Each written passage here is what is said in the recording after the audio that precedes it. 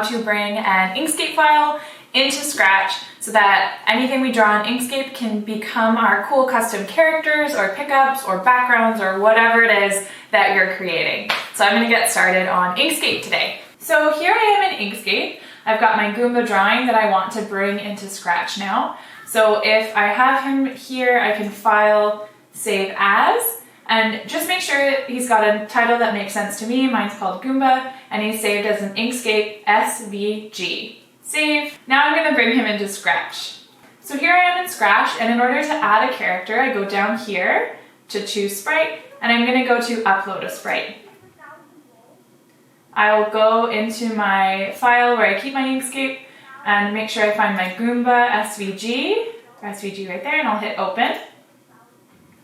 So right away it uploads in kind of a funny way. I just see his eyebrow. So I'm going to flip into costumes, and if I highlight the whole thing, I can just give him a wiggle, and I can always undo the wiggle so that he doesn't get off the center point of his drawing. Otherwise it'll make for some funny code later on. I want him to be dead center, so if I ended up moving him way off into space, I can just undo that and it still brings him up over here. So now he's fully showing, and if I wanted to code him, I could go into my cat, grab his code and drag it into the Goomba. You see it gives a little wiggle.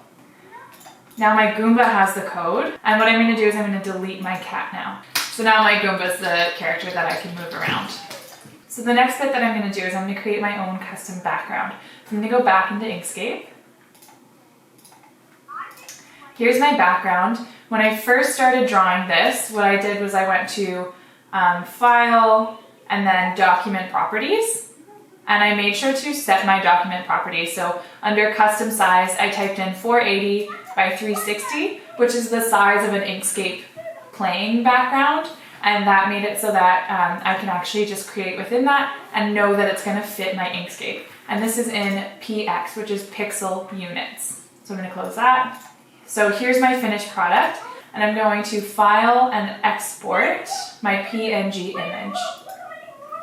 So here I'm going to do an export page area, so page, and I'm going to set the parameters to the size that I want. So I want a 480 by 360, and it automatically plugged that in for me. And I'll give it a title here, so I called mine Mario background, and then I'm going to hit the export button. And there it goes.